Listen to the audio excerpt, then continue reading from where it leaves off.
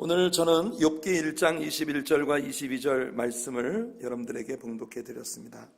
이 말씀을 본문으로 해서 소중한 것들이라는 제목의 말씀으로 여러분과 같이 은혜를 나누고자 합니다. 이번 주부터 우리는 욥기를 시작하게 되겠는데요, 드디어 우리가 역사서의 큰 블록을 끝내고 시가서, 구약 성경의 5개의 블록 가운데 세 번째 블록으로 접어들게 되었습니다. 이번 수요일 저녁에 우리가 욥기 1장으로부터 3장까지를 커버하게 되겠는데요, 최근에 새벽 기도를 통해서 우리가 욥기를 나눈 바 있기 때문에 새벽 기도회에 매일 나오시는 성도님들은 최근에 들은 기억들을 새롭게 하면서 이 욥기에 더 풍성한 은혜를 받으실 수 있을 것이라고 생각합니다. 욥이라고 하는 인물은 필경 족장시대의 인물, 즉 아브라함, 이삭, 야곱, 바로 이 사람들의 시대의 인물일 것이라고 생각을 합니다. 그 이유가 뭔지는 수요일 저녁 성경 여행 때 말씀을 드릴 거고요.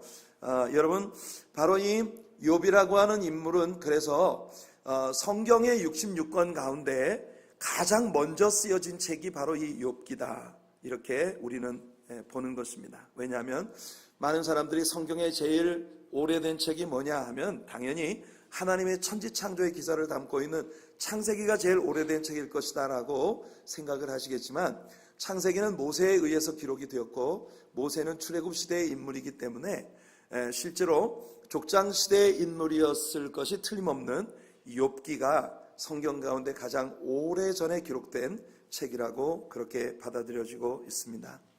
욥이라는 인물에 대해 잠깐 얘기를 나눠보죠.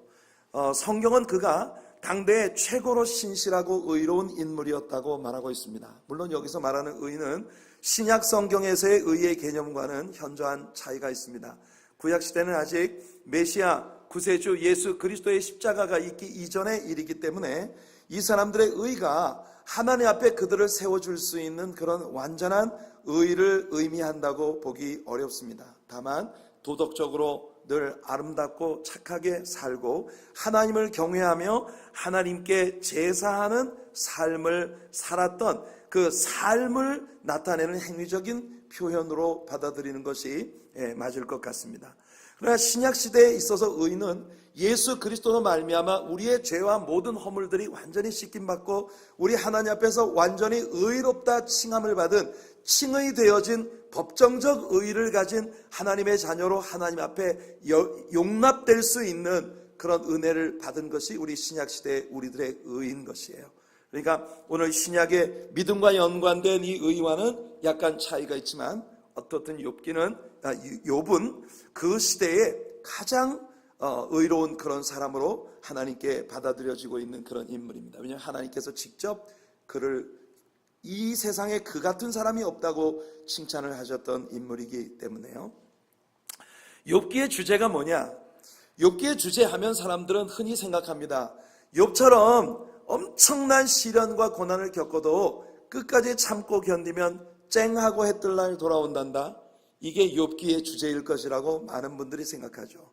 왜 그러냐 하면 성도님들이 욥기의 중간 토막을 잘 배우지 못했고 욥기의 중간 토막을 제대로 읽지 못했기 때문에 그렇습니다. 대개 욥기의 첫 머리 부분과 모년의 갑절의 복을 받았다는 마지막 결론 부분만 읽으니까 이 엄청난 고난을 겪은 욥이 결국은 갑절의 복을 받았다더라, 이런 결론만 가지고 있으니까 욥기라는 책이 의롭게 살면 쨍하고 해뜰 날 반드시 돌아온다, 이게 우리들에게 주는 욥의 메시지일 것이라고 많은 분들이 추론을 하는 것입니다. 하지만 욥기의 진정한 주제는 중보자의 필요성.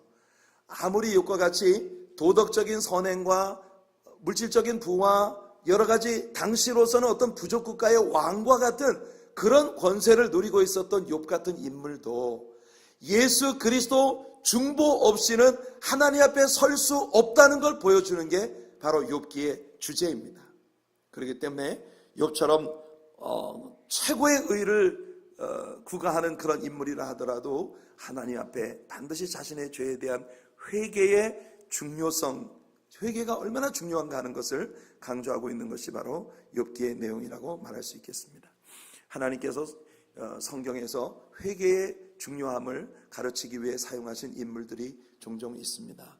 대부분은 얼마나 참혹한 죄인들, 아주 악하고 굉장히 교만하고 완악한 인물들이 나중에 하나님 앞에 녹아짐으로써 회개의 중요성을 우리에게 가르쳐주는 그런 교사가 되는 경우를 많이 봅니다. 일례를 들면 므낫세 같은 인물이 바로 그런 인물이죠. 열왕기를 공부할 때 우리가 이 므낫세에 대해 배웠습니다. 그는 유다의 왕들 가운데 가장 악한 왕으로 기록이 된 사람이에요. 히스기야 왕이 하나님께로부터 생명 연장을 받은 지 3년 만에 이 므낫세가 태어났기 때문에 므낫세가 12살 되던 해에 히스기야가 죽은 것입니다. 12살짜리 아이가 아버지의 뒤를 이어 왕위에 오르게 된 거예요. 그런데 12살밖에 안 된 이 아이가 어쩌면 왕위에 오르자마자 그렇게 악한 왕이 될 수 있겠습니까? 정말 놀라운 사람이죠. 그의 아버지에게는 생명의 은인과도 같았고 정치하는 아버지 옆에서 영적인 늘 지혜를 넣어주었던 카운슬러였던 이사야라고 하는 선지자를 톱으로 켜서 죽인 아주 잔악무도한 일을 행한 사람이 바로 이 므낫세입니다. 그리고 우상 숭배의 그런 참혹한 죄악을 예루살렘 성전 한복판에 끌어들인 그런 죄인이었어요. 그래서 이 므낫세는 어떻게 이 므낫세 같은 사람이 정말 하나님 앞에서 용서받을 수 있을까? 놀랍게도 므낫세는 말년에 우리가 역사서를 통해 배운 대로 하나님 앞에 회개했습니다. 회개했기 때문에 하나님께서 므낫세 같은 그런 참담한 죄인도 용서해 주셨다는 거예요. 우리가 정말 고개를 갸웃거리게 만드는 그런 부분이 바로 이 부분이었다는 걸 우리들은 인정할 수밖에 없습니다. 물론 바울이란 인물도 빼놓을 수 없는 인물이죠. 그는 예수 그리스도와 그의 교회에게 가장 큰 원수로 행하던 자입니다. 하지만 그가 다메섹으로 내려가는 길에서 예수님을 만났고 회개했습니다. 사도행전 9장에 나오는 바울 사도의 회개는 기독교 역사뿐만 아니라 세계 역사의 판도를 바꾸는 어마어마한 사건이 되었습니다. 여러분이 잘 아시는 성 어거스틴이나 또는 성 프란시스 같은 이런 인물들도 말할 수 없는 술주정뱅이의 불황아들이었지만 이들이 회개하고 하나님 앞에 돌아왔을 때 하나님께서 그들을 당대 최고의 성자가 되게 만들어 주셨던 것을 보면서 우리는 이렇게 회개하고 하나님 앞에 돌아오는 것이 얼마나 중요한 일인가 하는 걸 배우게 되는 거예요. 하지만 하나님께서는 우리에게 회개의 중요성과 회심의 영향력을 가르치는 그런 인물들로 이렇게 악한 사람만 쓰시지는 않았습니다. 욥처럼 당대 최고의 의롭고 착했던 사람, 그런 욥과 같은 거의 완벽해 보이던 이런 인물도 회개하지 않으면 하나님 앞에 설 수 없고 하나님께 받아들여질 수 없는 본질상 죄인으로 이 땅에 태어난 존재라고 하는 걸 욥기를 통해 하나님은 우리에게 가르쳐 주시고 계신 것이에요. 우리는 어쩌면 욥이라는 인물이 성경 전체를 통틀어 예수 그리스도를 제외한 모든 성경 속에 나타난 인물들 중 거의 최고의 인물이 아닌가 생각이 됩니다. 하지만 그런 욥도 그의 욥기의 맨 마지막 장에 가서 보게 되면 욥기 42장 5절과 6절에 이렇게 고백하게 됩니다. 내가 주께 대하여 귀로 듣기만 하였사오나 이제는 눈으로 주를 배움나이다. 그러므로 내가 스스로 거두어드리고 티끌과 제 가운데에서 회개하나이다. 욥은 스스로 거두어드린다고 말하고 있습니다. 스스로 거두어드린다는 게 뭐냐? 이제까지 내가 최고의 의인이고 도덕적으로 또는 선행에 있어서 또 철학적으로 모든 면에서 최고의 사람으로 살았다고 믿고 함부로 그 입에서 냈던 모든 말들이 자신이 얼마나 할 수 없는 죄인인가 하는 것을 깨닫는 순간 하나님 앞에 너무나 부끄럽고 죄송해서 견딜 수 없는 것들이어서 이제까지 내가 내 입으로 말했던 모든 것을 다 거두어 드립니다. 이런 고백을 하고 있는 것이에요. 성도 여러분, 욥과 같은 사람에게 이렇게 회개가 필요했고 회심이 필요했고 하나님과의 인격적 만남이 필요했다면 저와 여러분과 같은 이런 필부로 세상에 태어나 살고 있는 우리 같은 보통 사람들이야 아담의 죄를 유전받고 태어난 죄인으로서 얼마나 하나님 앞에 철저하게 회개하고 하나님과의 개인적인 인격적인 만남을 반드시 가져야 할 존재인가 하는 것을 우리는 배우게 되는 것이에요. 욥기를 공부하면서 우리가 얻게 되는 큰 유익 중에 하나가 뭐냐면 이 땅에서 벌어지는 모든 것이 이 땅에 우리 눈으로 볼 수 있는 사건이 모든 사건의 전부가 아니라는 거예요. 눈에 보이지 않는 영적 세계에서 벌어지는 그 일들의 일종의 그 그림자로서 이 땅의 모든 일들이 일어나고 있다는 걸 우리가 배우게 되는 것입니다. 욥에게 무슨 사건이 일어나기 전에 항상 하늘나라에서 뭔가가 있었어요. 천사들의 세계, 마귀의 존재, 그리고 그 마귀가 욥을 참소하고 하나님께 허락을 받고 이렇게 못된 일을 욥에게 행하는 이런 과정들이 욥기를 통해서 우리들에게 선명하게 소개가 되고 있는 것이에요. 천사와 마귀의 존재가 욥기 안에 분명히 나타납니다. 많은 신자들이 오늘날 같은 세상에 마귀가 도대체 어디 있어? 귀신이 어디 있어? 웃기는 만화 같은 이야기 하지 말라. 여러분, 마귀의 존재를 모르기 때문에 오늘날 신자들이 마귀에게 많이 속는 것입니다. 또한 마귀가 아무리 악한 짓을 하고자 할지라도 마귀는 절대로 하나님의 자녀들에게 하나님의 허락 없이는 손댈 수 없다는 걸 우리가 욥기를 통해 배웁니다. 그래서 우리는 마귀를 무서워할 필요가 없어요. 마귀는 오직 하나님께서 허락하신 부분까지만 할 수 있는 거예요. 마귀는 처음에 욥의 재산에만 손을 댈 수 있었습니다. 그 다음에 욥의 몸에 손을 대도록 허락을 받았어요. 욥의 자녀들을 데려갈 수 있었습니다. 하지만 욥의 생명에는 절대로 손을 댈 수 없다는 이 하나님의 제한된 허락 안에서만 마귀는 활동을 하고 있었던 것이에요. 물론 우리들에게 의아해지는 건 왜 하나님은 마귀가 욥에게 이런 시험을 가져오도록 허락하셨을까? 그 시대에 하나님이 그렇게 자랑하시는 의롭고 착한 사람인 욥이 왜 이런 엄청난 재난 가운데 빠지도록 하나님은 허락하셨는가? 의아함이 우리 마음속에 일어날 것입니다. 마귀는 욥이 맞닥뜨리는 시험들을 통해 완전히 하나님께로부터 버림을 당하기를 바라고 있었고, 우리 하나님은 마귀가 욥을 이 방면에서 시험을 하도록 허락하시면서 이 시험들을 통해서 욥이야말로 더 의롭고 완전한 하나님의 축복받는 사람이 되게 만들어 주시길 원하시는 것이 하나님의 목적이었던 것이에요. 많은 경우 겨우 그런 목적을 위해서 욥이 그렇게까지 시험을 받아야 했느냐 하는 생각을 하실 수 있겠습니다만, 성경은 우리들에게 마땅히 감당치 못할 시험 당함을 하나님이 허락지 아니하신다는 말씀으로 미루어 볼 때 욥이라는 인물은 우리 하나님 앞에 이런 시험을 받고도 능히 이길 수 있는 인물로 인정되었다는 사실을 우리가 알게 됩니다. 하나님은요, 모든 것을 실수 없이 행하시는 분이라는 걸 믿으시기를 축복합니다. 우리들의 삶에도 어려운 일들이 다가올 때 왜 하나님이 나에게 이렇게 하시나? 왜 이렇게까지 나를 힘들게 하시나? 그러나 여러분, 하나님의 위치에서 모든 일을 생각해 볼 수 있는 그런 지혜와 은혜가 절대로 여러분들을 넘어지지 않는 하나님의 믿음의 사람들이 되도록 세워주시는 귀한 역사로 나타나게 되기를 예수님 이름으로 축원해 드립니다. 많은 면에서 우리에게 다가오는 시험은 우리들에게 축복이 됩니다. 왜냐하면 여러분, 우리가 시험을 받아보아야 내 믿음이 진짜 어떤 믿음인지를 비로소 알게 돼요. 고난 받아보기 전에는, 시험이 다가오기 전에는 우리는 우리 자신이 굉장히 완벽한 신자인 줄 압니다. 그런데 정말 감당하기 어려운 시험이 우리에게 다가올 때 내 믿음이 어떤 믿음인지를 비로소 배우게 되는 겁니다. 욥은 그에게 다가온 모든 시련들을 은혜로 극복하고 하나님 앞에 갑절의 복을 받는 승리자가 되었으니 오늘 마귀들과 싸울지라 죄악 벗은 형제여, 힘껏 찬양하신 여러분들 모두가 다가오는 모든 시련과 아픔들을 극복하고 능히 하나님 앞에 욥과 같이 상급받는 승리자들이 되시기를 예수님 이름으로 축원해 드립니다. 오늘 저는 사탄이 욥을 공격한 분야들에 대해 우리가 함께 주목해 보기를 원합니다. 마귀는 우리에 대해서 너무 잘 알고 있는 존재예요. 우리의 아킬레스건이 뭔지 여러분 너무 잘 압니다. 마귀는 우리의 약점이 뭔지 귀신같이 알아요. 귀신이기 때문에 귀신같이 알아요. 그래서 우리의 약점이 뭔지를 정확히 알고 그 약점을 공격하는 거예요. 그래서 하나님 앞에 마귀가 베드로를 밀가부르듯이 그를 까불기 위해 하나님 앞에 청구했다고 예수님이 말씀하십니다.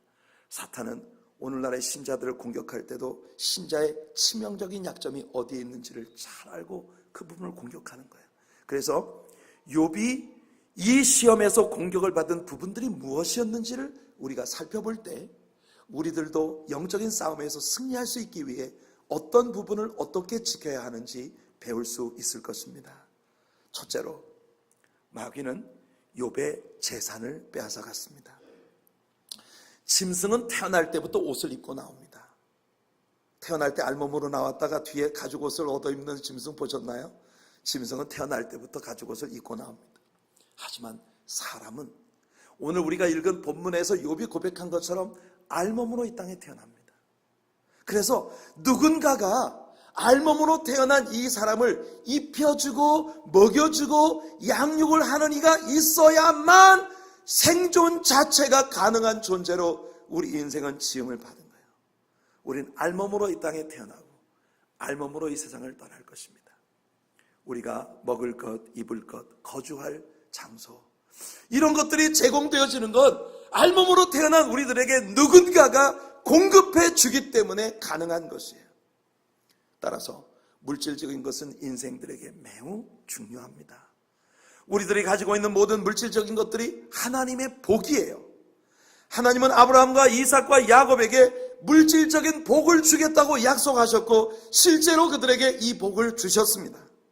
그리고 신명기에서 하나님은 이스라엘 자손들에게 하나님 말씀에 순종하고 하나님을 사랑하면 물질적으로 그들에게 큰 복을 주시겠다 약속하셨습니다. 여러분들도 많은 물질의 복을 받아 누리는 성도님들 되시기를 예수님 이름으로 축원해 드립니다. 물질을 가지는 것이 죄는 아니에요. 큰 집을 사고 큰 창고를 짓고 가득히 그 창고를 채우는 것은 죄가 아닙니다. 하나님이 허락하시는 한도 내에서 우리는 모든 것을 할 수 있는 것입니다. 하지만 그 물질에 의존되어 하나님을 잃어버리는 건 극히 위험합니다. 오늘 우리가 살고 있는 현대 사회는 물질에 의존하는 삶을 사는 사람들이 만들어낸 위험한 문화들로 가득하단 말이죠. 물질은 우리들에게 굉장히 소중한 것입니다. 하지만 그 모든 물질들 위에 하나님이 계시는 여러분들 되시기를 축복합니다. 사탄은 하나님께로부터 퍼미션을 받고 욥의 물질을 공격한 것이에요. 둘째로, 마귀는 욥의 사랑하는 가족을 빼앗아갔습니다.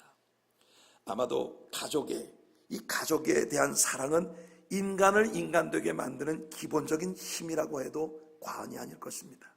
짐승들의 세계에는 인간만큼 돈독하고 깊은 가족애가 없어요. 사탄은 욥의 그 사랑스러운 열남매를 하루아침 한날 한시에 다 죽음을 당하게 만들었어요. 자식에 대한 아비의 사랑, 이것은 세상의 다른 무엇으로도 표현할 길이 없는 의미 있는 것일 거라고 봅니다. 제게 이 세상에서 제 인생 가운데 가장 스릴 넘치는 때가 언제였느냐고 물으신다면 저는 제가 예수를 제 개인의 구주로 영접하고 하나님의 자녀가 된 날이라고 말하겠습니다.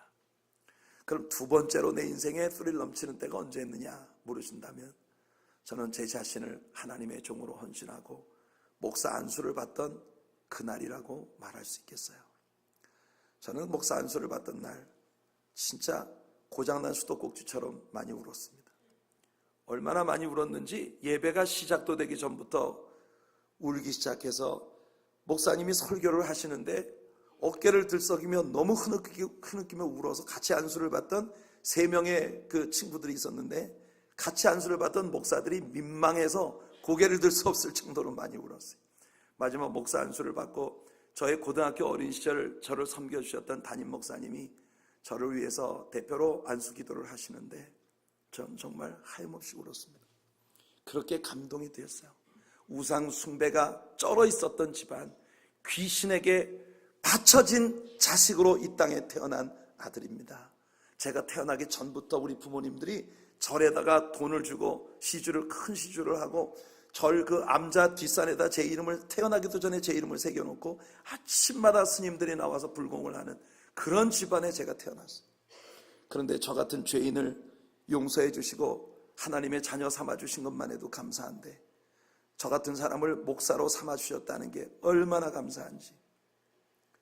저에게 제 인생 3번째로 스릴 넘치는 일이 뭐였냐고 물으신다면 저는요, 틀림없이 제 아들이 이 세상에 태어나던 날이라고 말할 수 있겠어요.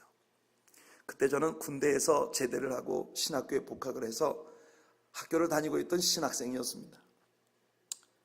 학교를 갔다 돌아오니 그 사이에 아들을 낳았어요. 그래서 병원으로 달려갔습니다. 여러분, 병원에 가니까 신생아들을 이렇게 보호하고 있는 그 신생아실이 있잖아요. 밖에 유리창 너머로 안을 들여다보니 같은 날 태어난 아이들이 몇 명 있는데 누가 제 아들인지 아무도 얘기해 줄 필요가 없었어요. 제 어린 시절 아기적 사진 속에 있는 애가 거기 있더라고요. 정말 이 세상에 나를 꼭 빼닮은 그런 아들이 태어났다는 것이 얼마나 감사하고 놀라운지, 저는 이 눈에 넣어도 아프지 않다는 이야기가 무슨 뜻인지 그때 비로소 깨닫기 시작했습니다. 여러분, 제 아이는 4월 13일에 태어났기 때문에 그렇게 추운 날씨가 아니었습니다. 그런데도 저희 어머님이 솜이불을 만들어 가지고 이 아이가 병원에서 나오던 날 이 아이를 안고 나오는데, 여러분, 간호원이 이 아이를 안고 앞에 딱 나오는데 제가 볼 때 틀림없이 저 두꺼운 이불 밑으로 빠질 것 같아요. 그래가지고 얼른 제가 뺐었어요.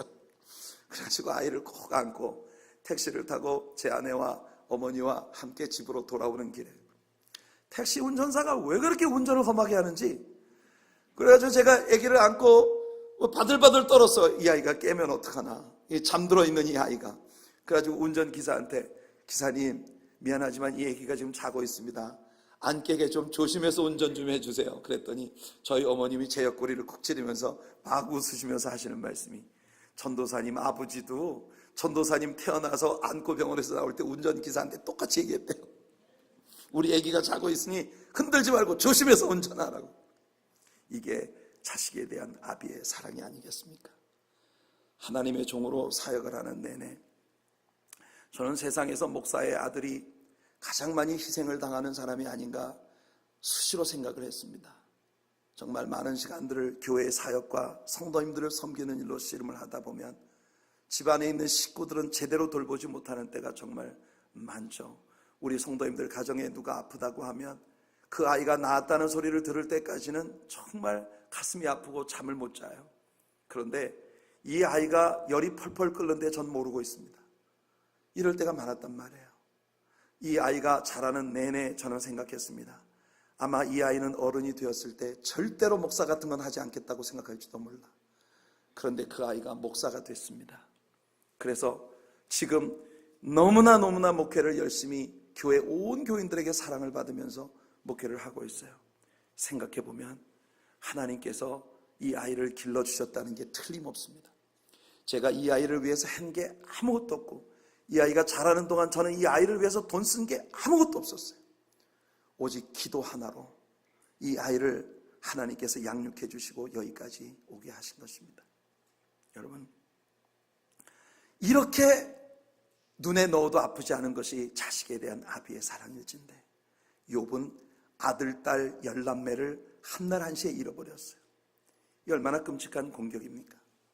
저는 이 아이를 바라보면서 그런 생각을 했어요. 하나님은 아기를 왜 이렇게 예쁘게 지으실까? 제가 얻은 결론은, 하나님이 태어난 아기가 예쁘게 지어지지 않으면 그 부모들이 그 아이를 버릴 수도 있기 때문에 절대로 버릴 수 없도록 하기 위해 아기를 세상에서 가장 예쁜 존재로 지으셨을 것이다, 이런 생각을 해봤습니다.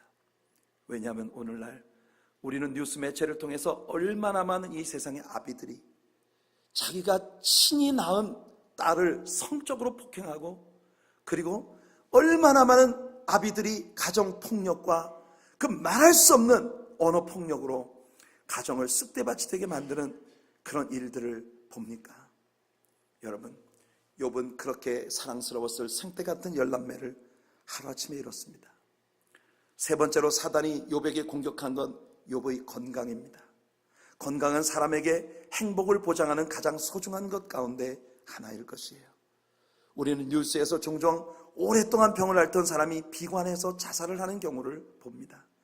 장애를 얻어 자유로운 활동을 하지 못하는 이들 가운데 아주 신실한 크리스찬들이 참 많습니다. 여러분, 송명희 시인 같은 그런 사람들은 우리처럼 건강한 육체를 가지고 있지 못해도 뇌성마비로 세상에 태어나서 수족을 제대로 쓰지 못하는 그런 삶을 살고 있지만 그녀가 얼마나 아름다운 찬송시들로 오늘의 현대 한국 크리스찬들 가운데 그녀의 찬송에 은혜를 받지 않은 사람이 거의 없을 것이라고 말할 수 있을 정도의 한 세대에 큰 영적 영향을 미친 그런 그릇이 되었습니다. 여러분, 건강한 몸을 가진다는 것은 우리들의 삶의 퀄리티를 유지할 수 있는 너무나 귀한 일이죠. 그런데 사탄은 욥의 건강을 빼앗아갔습니다. 그 건강을 빼앗아가도록 하나님께 허락을 받았다는 거예요. 네 번째로, 사단은 주변 인물들에 대한 욥의 기대를 완전히 빼앗아가 버립니다. 욥은 먼저 그의 아내로부터 버림을 받았어요. 남자들은 아내들에게서 많은 위로를 받고 싶어 합니다. 하지만 세상에는 때로 자기의 아내에게서 가장 많은 상처를 받으며 사는 그런 남편들도 있습니다. 욥의 아내가 바로 그런 악처 중 하나였습니다. 마귀는 욥의 아내를 충동질했습니다. 그래서 한 남자로서 아내를 통해서 받고 싶었던 모든 위로와 기대를 완전히 빼앗아가 버린 것이에요. 차라리 하나님을 저주하고 죽어라. 이게 그의 아내가 욥에게 뱉은 말입니다. 또한 사탄은 욥의 친구들에 대한 기대도 완전히 빼앗아가 버렸어요. 친구들이 욥에게로 왔을 때 욥은 사막에서 오아시스를 만났다고 생각했을 것입니다. 하지만 그 친구들이 욥의 곁에 머무는 동안 욥은 그들이 오아시스가 아니라 오아시스인 것처럼 보였던 신기루에 불과했다는 걸 알게 됩니다. 그 친구들과 대화를 나눈 끝에 욥이 이런 고백을 합니다. 욥기 16장 2절을 보면 이런 말은 내가 많이 들었나니, 그러니까 친구들이 위로한답시고 내게 와서 해주었던 그런 모든 말들, 그런 건 누구나 할 수 있는 말이야. 모든 사람이 그런 말을 해. 이런 말은 내가 수도 없이 들었다. 너희는 다 재난을 주는 위로자들이로구나. 재난을 주는 위로자들이로구나. 옛날 개역 한글 성경에는 너희는 번뇌케 하는 위로자들이로다, 이렇게 욥이 고백을 합니다. 나를 위로해 주기 위해 왔다고 말하지만 사실은 번민을 더 키우고 상처를 더 키우는 지독한 아픔을 주는 You guys are miserable comforters. 이것이 영어 성경의 번역입니다. Miserable comforters. 나를 컴포트 한다고 왔지만 엄청난 misery, 너희들은 내 인생의 비극이다.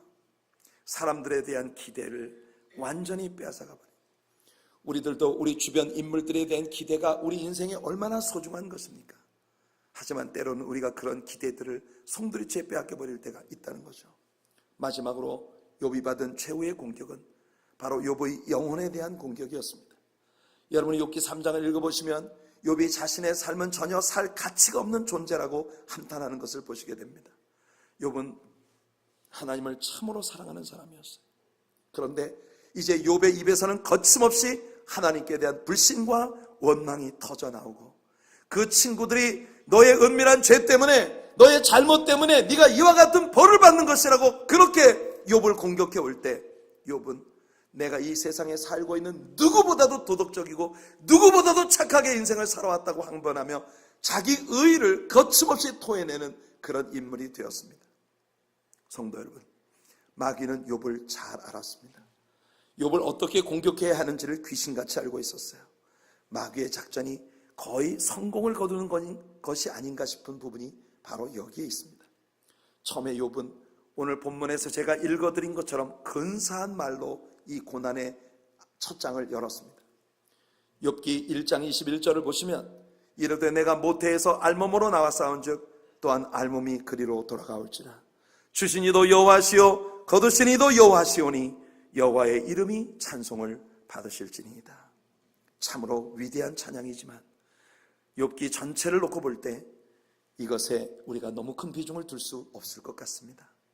왜냐하면 욥이 이렇게 말할 수 있었던 건 아직은 견딜만 했다는 뜻일 뿐이었어요. 욥이 그 같은 입으로 나중에 뭐라고 말을 하는지 보십시오. 욥기 6장 4절을 보면 전능하신 자의 화살이 내게 박힘에 나의 영이 그 독을 마셨나니 하나님의 두려움이 나를 엄습하여 치는구나. 와우. 그 입으로 알몸으로 이 땅에 나왔고 알몸으로 돌아가는 것이 인생일진데 내게 주신 모든 분이 하나님이시고 하나님이 그걸 가져가시겠다 하니 다만 하나님이 찬송을 받으실 것이라 고백했던 그 근사한 찬양은 온데간데 없고, 이제는 전능하신 하나님이 독을 내게 먹이셔서 하나님의 독이 내 영혼을 죽이고 있다고 끔찍한 그런 비극적인 불만을 토로하고 있는 모습을 우리가 봅니다. 사람에게서 영혼이 빼앗겨지면 그 순간부터 인생은 짐승입니다. 짐승과 사람이 다른 점이 뭔가요? 바로 영이 있다는 것이죠. 하나님은 다른 동물들을 티끌로 지으셨지만 인생은요, 진을 굴고 빚으시고 그 코에 생기를 불어넣어 주셔서 네페시하야, living soul, 산 영이 되게 하셨다고 말씀하고 있습니다. 인생은 하나님의 영이 하나님께로부터 부음받아서 동물들과 확연히 비교되어지는 영적 존재로 지음을 받은 것이에요. 여러분, 짐승과 사람이 다른 점이 바로 여기에 있는 것입니다. 예전 캘리포니아에서 사역을 할 때 하베스트 크루세이드라고 하는 빌리그레암 이후 최고의 전도자로 떠오르고 있는 그레그 로리의 대전도 집회가 매년마다 열리는데, 제가 이 하베스트 크루세이드의 코리안 섹션 슈퍼바이저로 섬겼던 때가 있었습니다. 그때 그 집회에서 그레그 로리가 했던 어느 날의 설교를 지금도 확연히 기억을 하는데, 이 그레그 로리 목사님이 설교를 하면서 자신이 비치에 카메라를 들고 나가서 비치에 있는 젊은 아이들, 롱비치의 그 해변가에 있는 젊은 아이들과 인터뷰를 한 내용을 보여주었습니다. 거기서 젊은이들에게 뭐라고 물었느냐면, 사람에게 영혼이 있다고 생각하느냐 질문을 했어요. 영혼이 있다면 혹시 너에게 큰 대가를 주면 그 영혼을 팔 수 있겠느냐, 트레이드 할 수 있겠느냐, 이렇게 물었습니다. 그 질문에 대한 답변은 정말 우리를 놀라게 했습니다. 많은 젊은이들이 사람에게 혼이 없다, 우리 인생은 동물과 사실은 똑같은 존재다, 죽으면 모든 게 끝이다, 이렇게 젊은이들이 얘기를 하고 있었고, 그 가운데 영혼이 있다면 그 혼을 팔 수 있겠는가, 돈만 많이 주면 얼마든지 팔지, 그까지 영을 갖고 있어서 뭐하노, 이렇게 답변하는 젊은이들이 엄청나게 많았다는 겁니다. 여러분, 얼마 정도 주면 네 영혼을 팔 수 있을까? 100만 불 정도만 주면 팔겠다. 여러분, 다른 사람들과 내 혼을 트레이드 해보면 좋겠다, 얼마나 익사이팅한 일이 될까, 이런 이야기를 하는 이도 있었습니다. 돈만 많이 주면 기꺼이 자신의 혼을 팔겠으며 이것이 얼마나 익사이팅한 일인가, 이렇게 말을 하는 것이에요. 그날 그레그 로리가 아주 재미있는 이야기를 우리에게 들려주었습니다. 짐승을 길들이면 사람 이상으로 말을 잘 듣는다는 거죠. 예를 들면 샌디에고에 가면 시월드라는 곳이 있는데, 그 시월드에 샤무라고 하는 큰 킬러 웨일이 있습니다. 고래, 엄청난 집채만한 고래. 제가 샤무예요. 잘 안 보이시네요. 항상 저는 저쪽을 보니까 선명한데 이게 잘 안 보이시나요? 예. 아마 여러분들이 앉은 각도와 제가 서 있는 이 각도가 달라서 뭐 그럴 거예요. 샤무, 저 엄청난 집채만한 킬러 웨일이 얼마나 지혜롭게 쇼를 하는지 여러분 별재주를 다 부립니다. 이 샤무가 쇼를 하는 걸 보면 훈련을 받아서 7피트 이상 되는 높이로 점프를 해서 볼을 쳐내기도 하고, 아주 자기 몸이 겨우 빠져나가는 그런 링 사이를 절대로 링을 건드리지 않고 썩 빠져나가기도 하고, 사람들을 위해서 춤도 추고, 그리고 때로는 막 물장구를 쳐서 앞에 있는 사람들을 적시면서 사람들을 즐겁게 하는 그런 일을 하죠. 사람들이, 이 그레그 로리가 하는 말이, 돈을 내고 이 샤무의 쇼를 보러 들어오는 사람들이 항상 이 고래를 보면서 생각하는 건 뭐냐면, 저 녀석이 우리가 이렇게 피곤해 지친 그런 손님들이 왔으니까 우리를 위해 제주를 부려주는구나, 그래서 우리한테 물도 끼얹어주고 우리를 즐겁게 해주는구나, 게다가 우리는 돈까지 내고 들어왔으니까 저 아이가 우리들을 위해서 돈값을 해주는구나, 이런 생각을 하면서 본다는 거예요. 그러나 이건 사람들이 다 속고 있다는 거죠. 사실 이 집채만한 고래가 그런 쇼를 하는 유일한 이유는 뭐냐면, 한 가지 재주를 부릴 때마다 조련사가 그 입에 던져주는 저 얼음에 잰 싱싱한 생선, 오직 저것을 먹을 수 있기 때문에 이 아이는 계속 재주를 부린다는 거예요. 나중에 그레그 로리가 백스테이지로 초청을 받아서 백스테이지에 가봤더니 조련사들이 저 고래 입에다가 버켓으로 가득한 생선들을 퍼부어주고 있더라는 겁니다. 바로 저것 때문이야. 저 동물이 그런 신기한 일을 하는 건 오직 먹여주기 때문에 이 일을 하는 것일 뿐이다. 저는 사람들이 애완동물을 기르는 걸 볼 때마다 그런 생각을 해봅니다. 이 동물이 속으로 과연 뭐라고 생각을 하고 있을까? 사실 사람들은 자신이 애완동물을 소유하고 있다고 생각하지 않습니까? 그런데 사실 그 동물이 사람에게 뭘 해주나요? 여러분들의 애완동물이 여러분들을 위해 돈을 벌어다 줍니까? 실제 여러분들이 정말 힘들고 피곤할 때 여러분들 피곤하다고 눈치 슬슬 보면 여러분들의 마음을 위로해 주던가요? 사실 동물이 여러분들에게 해주는 건 아무것도 없어요. 근데 여러분들 계속 먹을 거 사다 주고 좋게 잠잘 수 있도록 환경을 만들어주고 볼 때마다 쓰다듬어 주고 하지 않습니까? 이 아이하고 놀고 싶어도요, 지가 피곤하면 절대 여러분에게 안 옵니다. 지가 자고 싶으면 퍼 자고 아무리 깨워도 절대 안 일어납니다. 먹고 싶은 게 있으면 아무데나 올라가서 먹어버려요. 그런데 우리는 이 아이들을 애완동물이라고 애지중지하죠. 옛날에 한국에 아이들이 좋아하는 만화 시리즈 가운데 아기공룡 둘리라는 시리즈가 있었습니다. 이 아기공룡 둘리에 보면 공룡 둘리가 자기 주인을 뭐라고 부르는지 아세요? 애완동물이라고 부릅니다. 제가 생각할 때 동물은 아마 그 주인이 애완동물인 줄 알고 있지 않을까.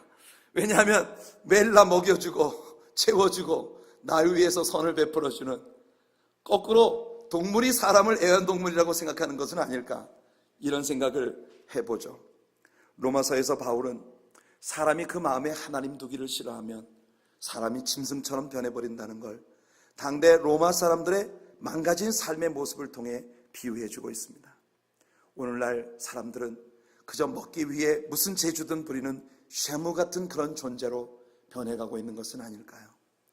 욥에 대한 사탄의 공격의 최종 목표는 바로 욥의 마음에서 하나님을 빼앗아가는 것이었습니다.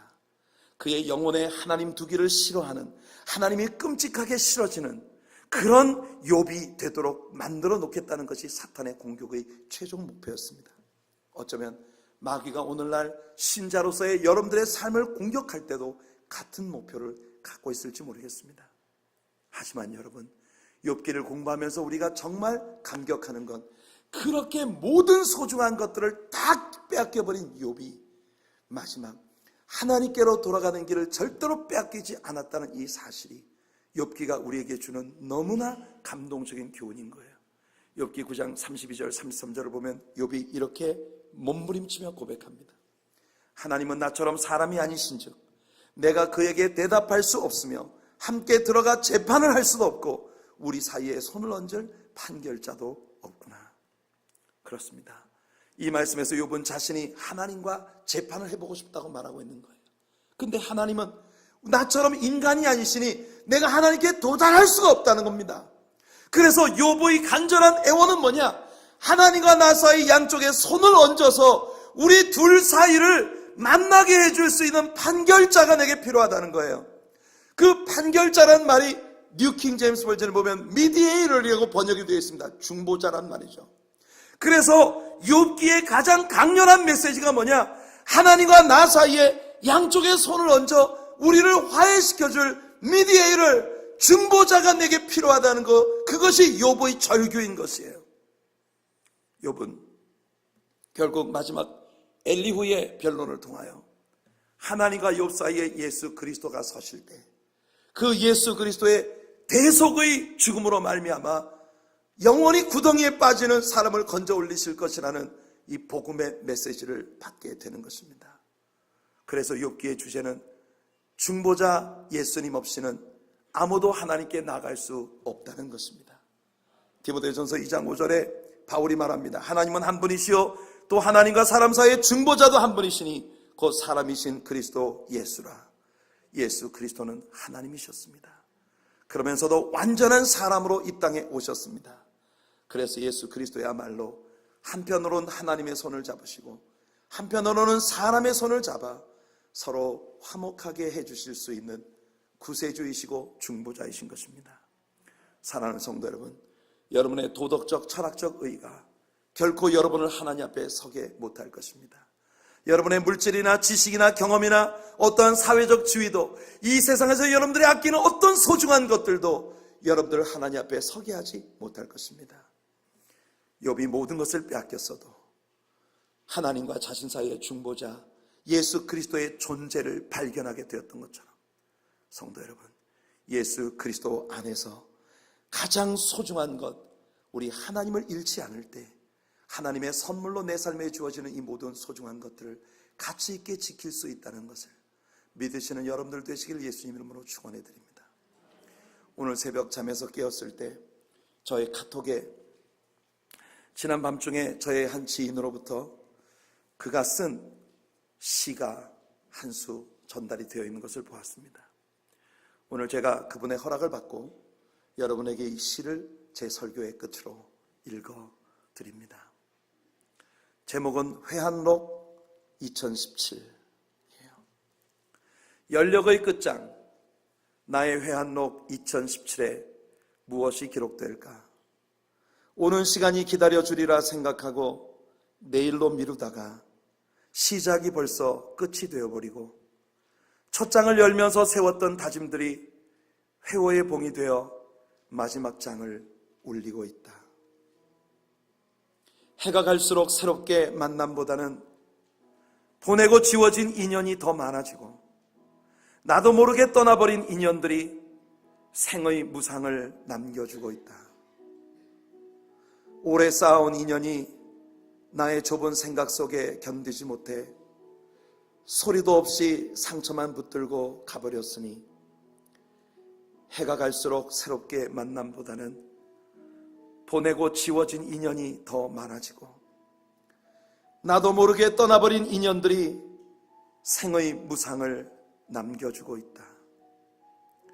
오래 쌓아온 인연이 나의 좁은 생각 속에 견디지 못해 소리도 없이 상처만 붙들고 가버렸으니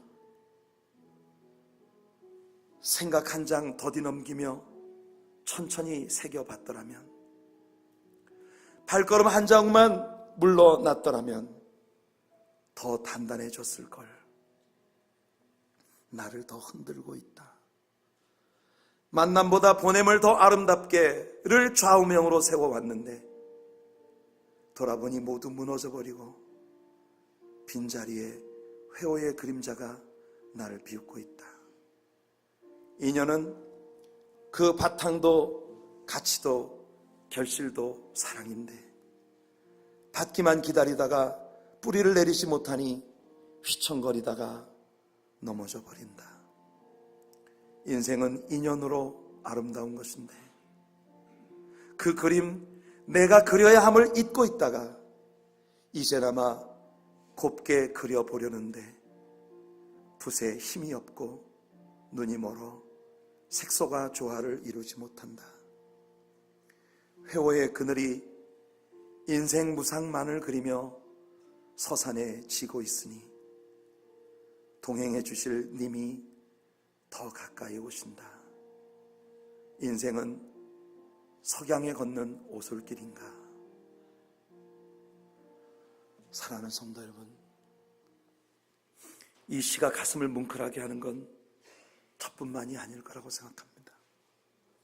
근자에 사랑하는 모친을 하나님께 보내드린 그 뒷자리에 허탈한 마음과 아픔이 자리 잡아 더 그렇기도 하겠지만 우리들 모두의 지난 시간들을 뒤돌아보면 우리들의 속 좁은 생각들 때문에, 우리들의 성급한 언어들 때문에, 우리들의 잘못들 때문에 소중한 인연으로 다가왔다 아픈 상처만 안고 떠나버린 얼마나 많은 사람들과 상황들이 그 뒷자리를 아픔으로 남기고 있나요? 2018년 우리 앞에 다가서 있습니다. 성큼 다가온 2018년을 사랑하는 성도 여러분, 우리의 소중한 것들을 더 이상 잃지 않는 가장 소중한 하나님이 내 중심에 계셔 그분으로 말미암아 내 인생의 모든 소중한 것들을 다시 회복할 수 있는 은총의 한 해를 맞이할 수 있게 되기를 예수님 이름으로 축원해 드립니다. 기도하겠습니다. 거룩하신 하나님, 은혜와 사랑을 감사하며 찬양합니다.